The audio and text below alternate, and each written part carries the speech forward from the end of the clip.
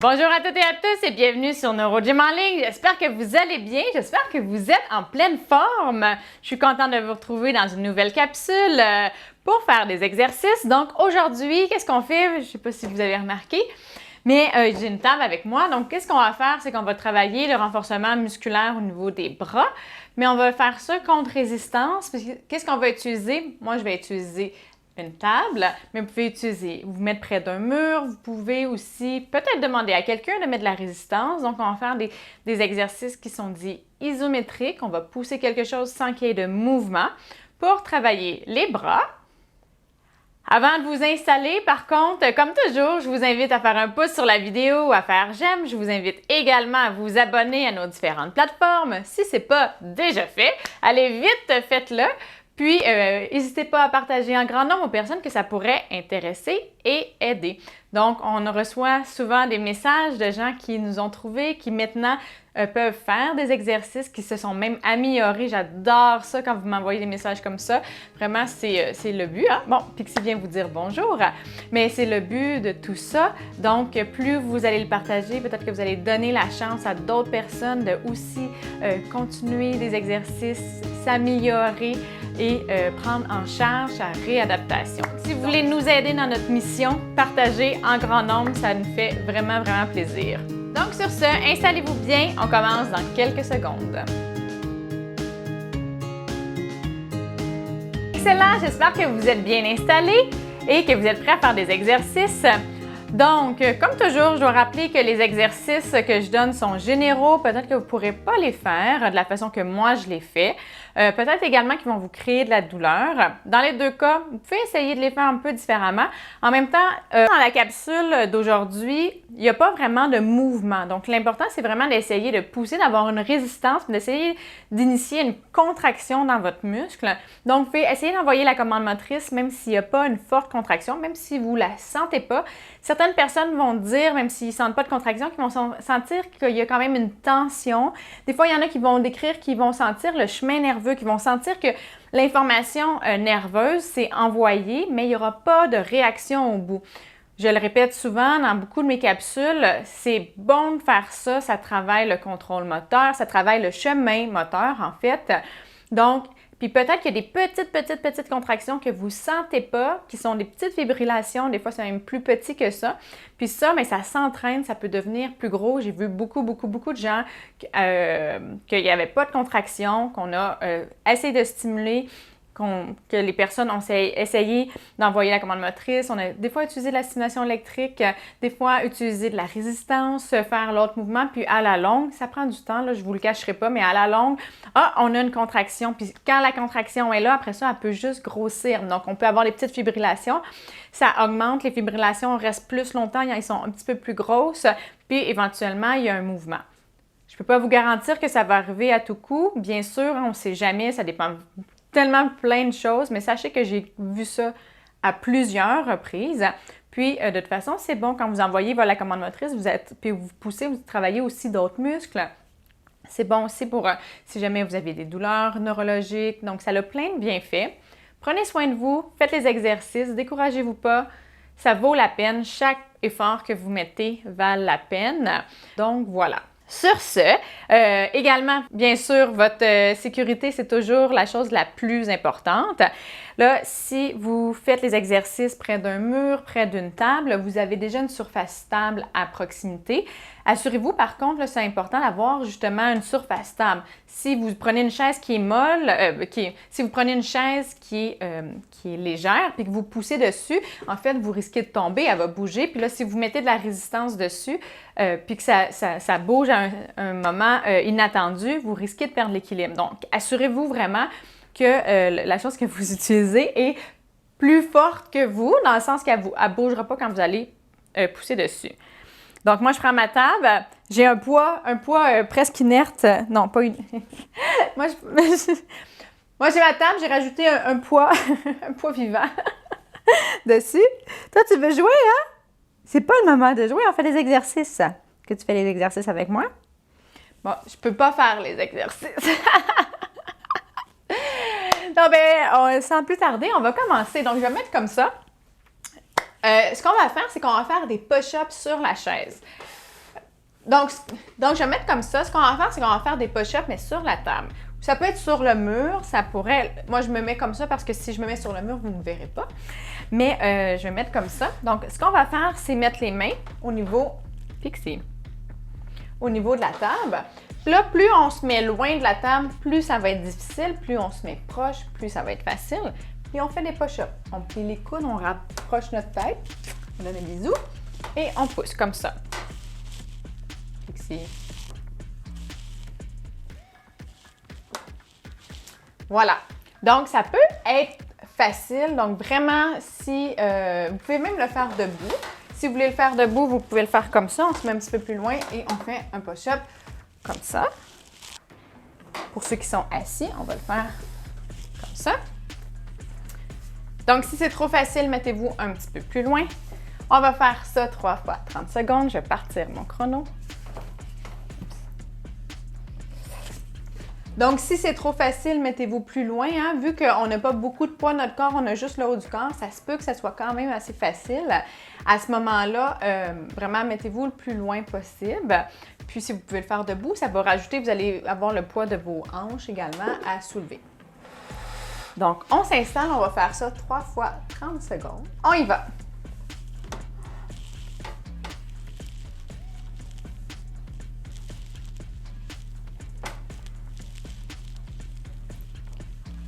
Et on lâche pas. On essaie vraiment d'allonger les coudes le plus possible. On revient. On fait attention, hein, si jamais vous êtes à risque de perdre, que vous n'êtes pas assez fort, allez vraiment moins loin pour ne pas tomber au niveau, le visage sur la table.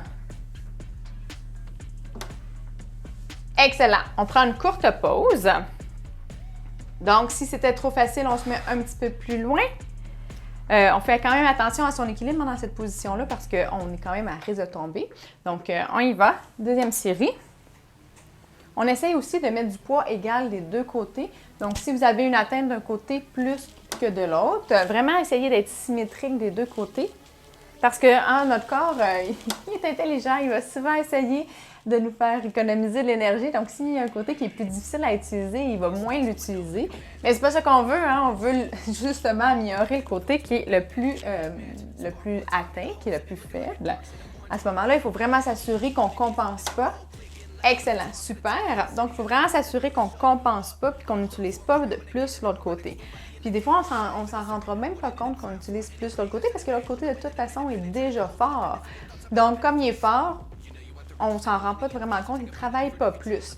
Par contre, si on rajoute juste un peu plus de charge du côté qui est plus faible, dépendamment à quel point il est faible, ça peut sembler un effort vraiment, vraiment grand. Mais sachez que c'est correct que l'effort soit grand. Là, pendant qu'on est en entraînement, là, il faut justement que l'effort soit grand. Fait que c'est tout à fait correct. Donc, on fait juste 3 séries. Après ça, on change d'exercice. Donc, si jamais c'est vraiment difficile, sachez que ça ne dure pas longtemps. Et on y va. Dernière série, de toute façon, déjà, si c'était un exercice qui était difficile, par exemple.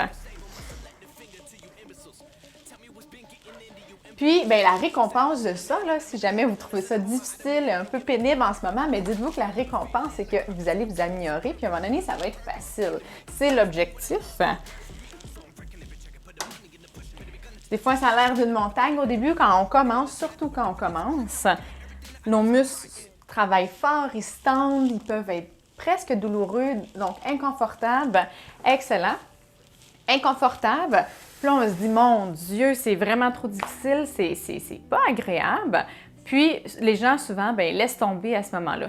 Il faut pas faire ça. Le début, là, c'est le premier pas, c'est les premières séances qui sont les plus difficiles, mais une fois qu'on a commencé, puis une fois que c'est dans notre routine, puis qu'on se rend compte qu'on s'améliore, il y a aussi l'aspect psychologique qu'on est content, ça nous motive.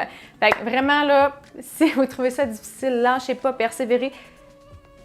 Ça, c'est une garantie, ou presque, là, c'est que ça va être de plus en plus facile, surtout si vous gardez la même intensité. Si vous êtes dans une intensité qui est quand même exigeante, vous allez vous améliorer. La seule ou les seules fois où que peut-être ça sera pas le cas, c'est dans les gens qui ont des maladies dégénératives, puis des dystrophies par exemple, où là, quand on fait que la musculation puis l'exercice physique, certains exercices sont contre-indiqués. Là, faites vraiment attention. À ce moment-là, ça va être l'inverse. Mais ça, vous le savez déjà. Habituellement, les gens qui ont des contre-indications comme ça le savent déjà. Mais pour la majorité des gens, là, donc, ça devient plus facile. Excellent. Maintenant, ce qu'on va faire, c'est qu'on va travailler la rotation interne et externe des bras. Ce qu'on va faire, c'est qu'on va mettre notre coude le long de notre corps, on garde notre coude à 90 degrés, puis on va se mettre sur le côté de la table comme ça. Pour faire la rotation externe, on va mettre notre main au bout. Donc, ce qu'on veut, là, c'est pousser avec notre poignet vers comme ça, comme si on voulait ouvrir. On ne fait pas ça, donc on ne doit pas pousser avec le coude, on pousse vraiment au niveau de la main, puis on essaie d'éloigner la main de notre corps, comme ça. Donc, on s'installe comme ça et on va faire des répétitions. Donc, on va pousser 1, 2, 3, on va relâcher, on va pousser 1, 2, 3. On fait ça 30 secondes, on va alterner, on va faire la rotation interne après, mais je vais vous l'expliquer après.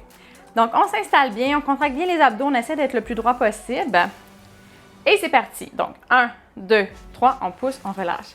1, 2, 3, on pousse, on relâche. Là, vous allez bien le sentir dans votre épaule, vous devriez sentir dans l'épaule en arrière.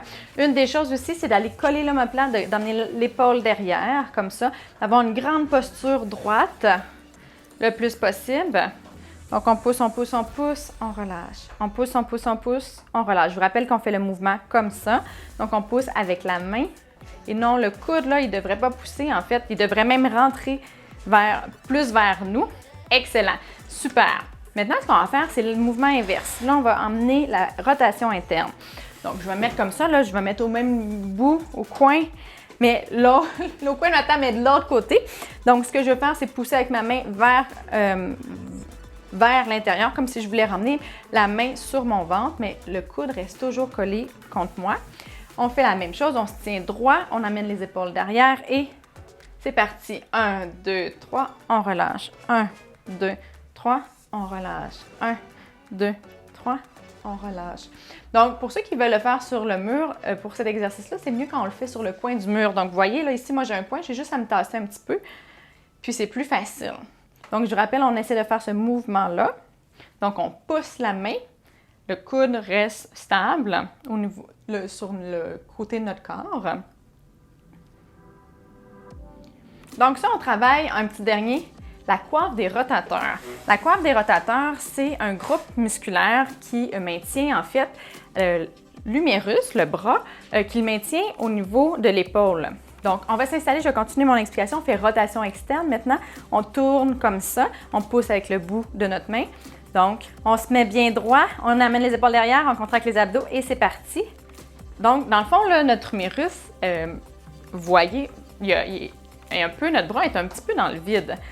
Puis, c'est nos muscles, c'est notre capsule articulaire qui maintiennent le bras dans l'épaule, au niveau de l'épaule. Puis, la coiffe des rotateurs, c'est les muscles qui maintiennent la tête humérale dans l'articulation, qui sont le responsable de ça. Donc, travailler la coiffe des rotateurs, avoir un bon tonus, ça permet d'avoir, excellent petit dernier, d'avoir une bonne posture au niveau de l'épaule. Ça, c'est des exercices super importants pour les gens qui sont en fauteuil roulant ou pour toute personne qui aurait des douleurs aux épaules parce que souvent, quand les muscles de la coiffe rotateur sont faibles, blessés ou des fois, c'est la coordination aussi, là, ils ne se contractent pas au bon moment.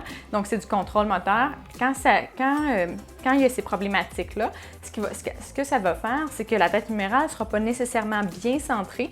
Puis quand on va bouger le bras ou qu'on va faire des tâches avec les bras, ça va blesser les structures autour, ça va faire mal, il va y avoir de l'inflammation.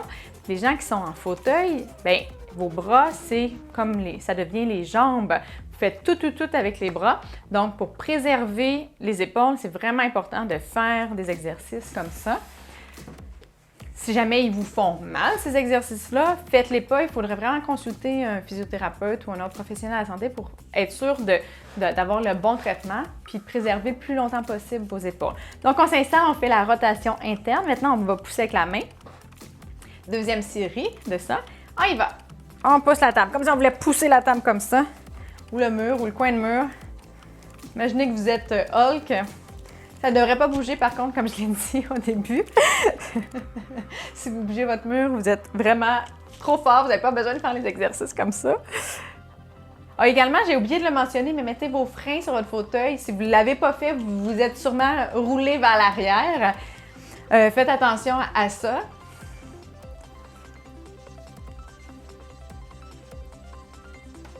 Là, j'ai bougé, je décollais un petit peu, vous pouvez faire ça. Excellent, on va me remettre comme ça. Dernière série, rotation externe. On s'installe bien et c'est parti.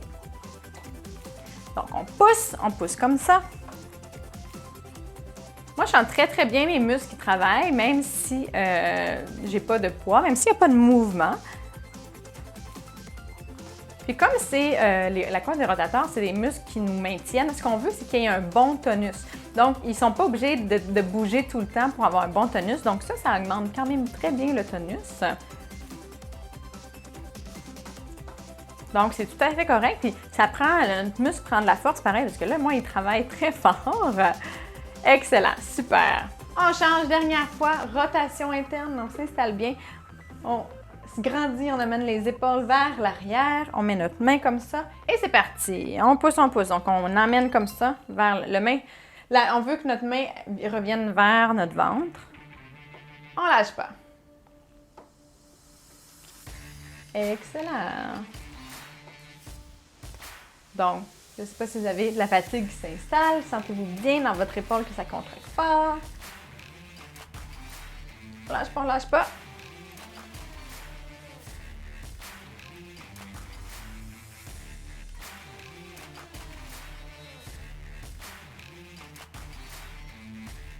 On prend des bonnes respirations. Si c'est difficile, on respire.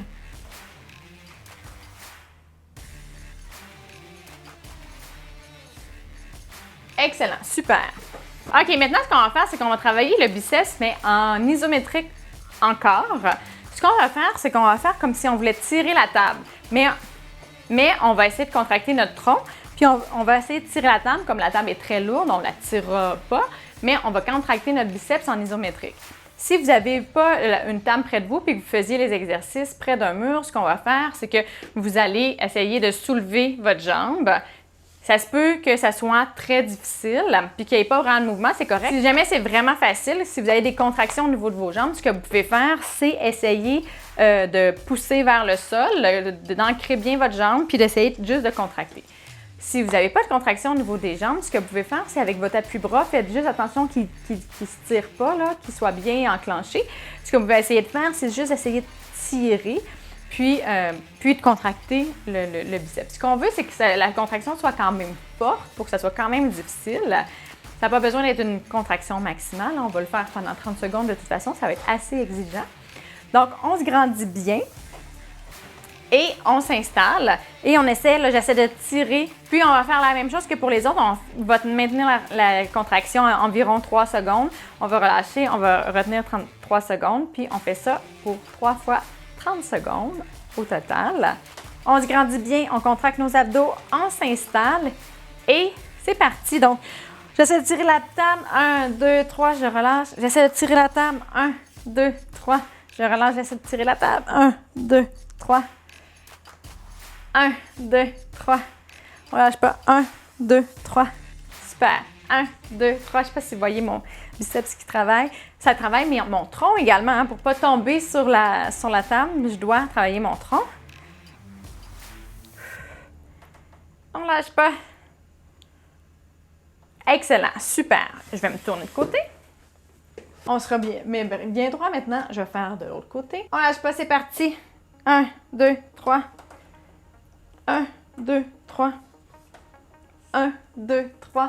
Ça va aussi travailler l'avant-bras, votre préhension.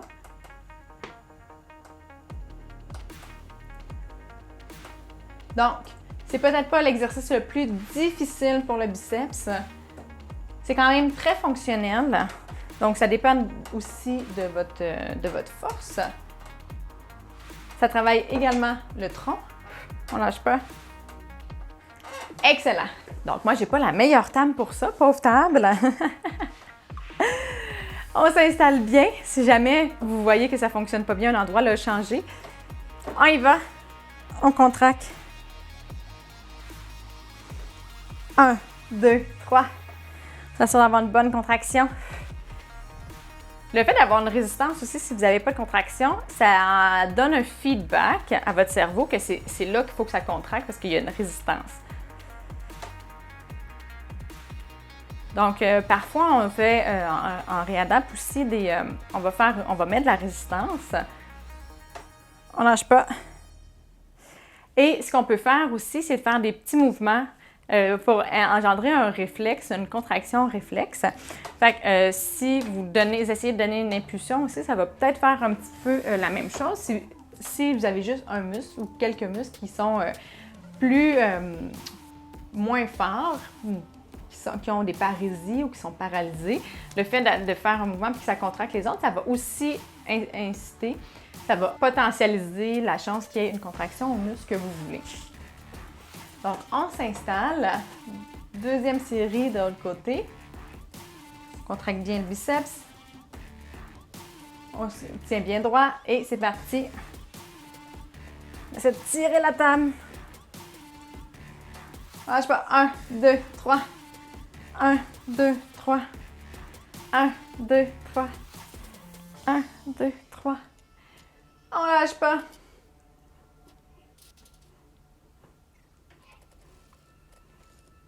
On prend des bonnes respirations. Si c'est difficile, on ne retient pas sa respiration, hein, jamais. Un petit dernier. 1, 2, 3. Excellent. On est rendu à notre dernière série. On s'installe bien. On se grandit. On contracte bien les abdos. Et c'est parti. 1, 2, 3. 1, 2, 3.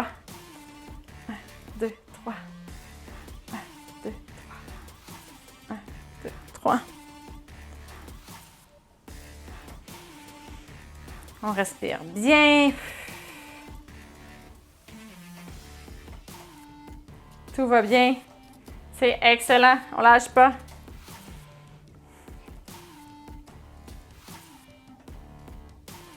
Un petit dernier. 1, 2, 3. Excellent. Dernier de tout. Il reste un exercice après. On va changer.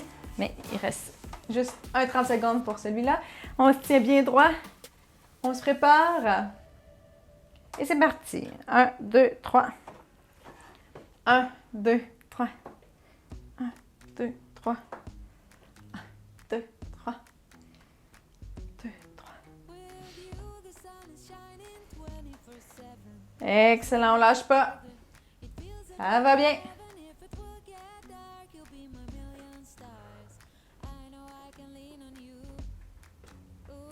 Donc, les biceps, ça, c'est vraiment des muscles qui sont très importants. C'est ce qui nous permettent de... C'est les muscles qui nous permettent de prendre des choses, qui nous permettent de plier les coudes. Donc, souvent, ils sont quand même forts comparés à d'autres muscles, mais ça vaut vraiment la peine de les travailler, surtout si vous avez des faiblesses. Ça va vous aider beaucoup dans votre quotidien. Mais maintenant, un autre muscle qui est important, c'est l'abduction, les adducteurs, donc le deltoïde moyen au niveau pour l'épaule, l'abduction de l'épaule. Donc, le mouvement comme ça. On va faire la même chose que tantôt, on va se mettre de côté sur la table. On va mettre la même position que quand on faisait la rotation, mais là, on va faire le mouvement que je ne voulais pas que vous fassiez. Donc, on va mettre notre coude à 90, puis on va pousser, on va décoller le coude de notre corps en poussant dans la table. Donc, vous pouvez aussi, si vous êtes sur le bord du mur, vous mettez le long du mur et vous essayez de pousser. Puis là, on pousse vraiment avec le coude. Et on se tient bien droit. On se prépare. Et on y va. On pousse, on pousse, on pousse, on pousse, on pousse. On relâche. On pousse, on pousse, on pousse, on pousse. On relâche. Là, le but, là, c'est aussi de ne pas se pousser comme ça. Hein. Il faut toujours contracter le tronc. C'est le bras qu'on veut pousser. Donc, assurez-vous de bien avoir l'épaule aussi en arrière. Si l'épaule est devant, comme ça risque de vous faire mal. Si vous n'êtes pas près d'un mur ou une table, vous pouvez aussi le faire avec l'appui-bras. Si l'appui-bras est assez haut pour ça, vous pouvez même le mettre plus haut. S'il est assez solide aussi, hein, on fait toujours attention à notre sécurité. Donc, s'il y a quelque chose qu'on pense qu'il va lâcher parce que c'est pas assez fort, mettez pas de la force dessus, là, parce que sinon, vous risquez de tomber. Donc, moi, je vais mettre comme ça. Je vais mettre sur l'autre coin de la table. Et la même chose, je vais essayer de décoller comme ça. c'est ma plante, excusez. Donc, comme ça, on se tient bien droit. On emmène les épaules vers l'arrière. Et c'est parti. On lâche pas.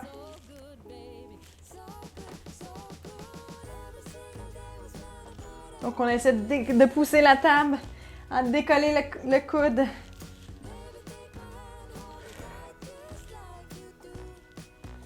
Vous ne devriez pas être assez fort. Moi, j'avoue que là, j'ai une table qui est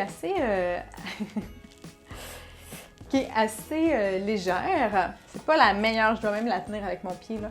Mais pour les besoins de filmer, je pouvais pas me déplacer.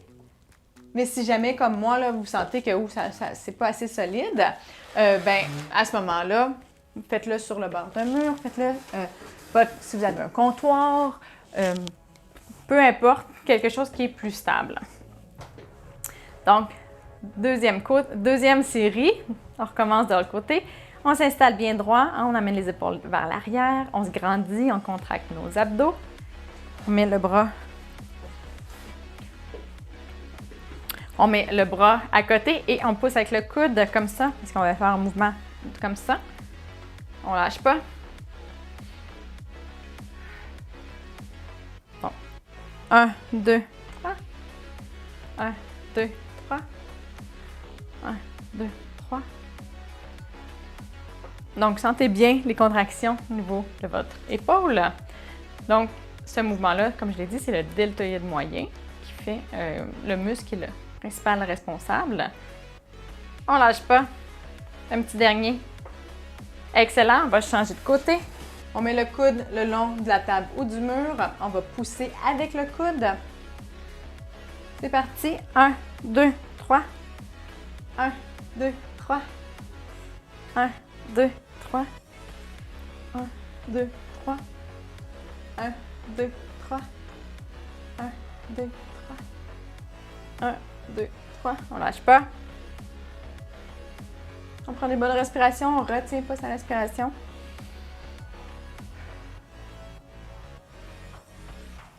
Allez, allez, allez, allez. 1, 2, 3. Excellent. Super. Donc, on se tourne. Dernière série. Après ça, on a terminé. Donc, on se remet bien droit. Encore une fois, le coude collé. On commence le coude. Bien, on va toujours garder le coude collé, mais le but, c'est qu'on essaie de le décoller, mais ça ne décollera pas. Si on a une surface qui est assez solide, puis il faut avoir une surface assez solide. Donc, on se grandit bien, on contracte nos abdos. Et c'est parti. 1, 2, 3. 1, 2, 3. 1, 2, 3. Allez, c'est la dernière série de chaque côté. Dernier 30 secondes. On lâche pas, on lâche pas, on lâche pas. On va avoir bien travaillé nos muscles, le tonus de nos muscles. J'espère que vous avez eu des bonnes contractions.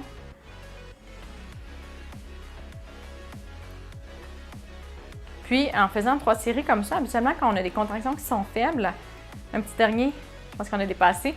Des fois, quand on a des contractions qui sont très faibles, des fois, à la deuxième série, il y a aussi le contrôle moteur, là, la commande motrice qui peut être un petit peu améliorée. Puis déjà, on peut voir des changements chez certaines personnes. On voit quand même des changements assez rapidement. Ça ne veut pas dire que la prochaine fois, quand c'est plus un problème non de force, mais de contrôle, de commande motrice, quand on va recommencer, des fois, il faut recommencer quand on va refaire les exercices, des fois, il faut recommencer, mais sachez que ça peut s'améliorer. Si vous voyez que vous avez plus de contractions.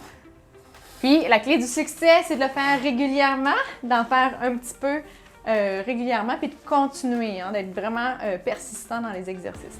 Donc là, on se tient bien droit, on met le coude collé et on essaie de décoller comme ça. 1, 2, 3. C'est notre dernière série. 1, 2, 3.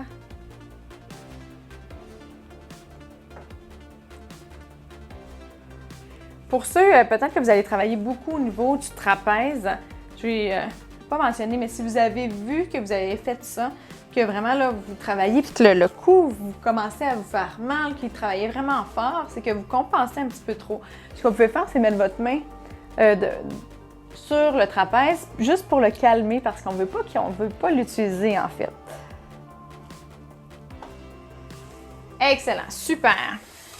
Donc, parfait, on a terminé la séance. Donc, on a fait des exercices qui sont dits isométriques, donc sans mouvement, mais il y avait quand même une bonne contraction musculaire. C'est une autre façon de s'entraîner, c'est une autre façon d'entraîner son muscle. Ça aide à augmenter le tonus des muscles.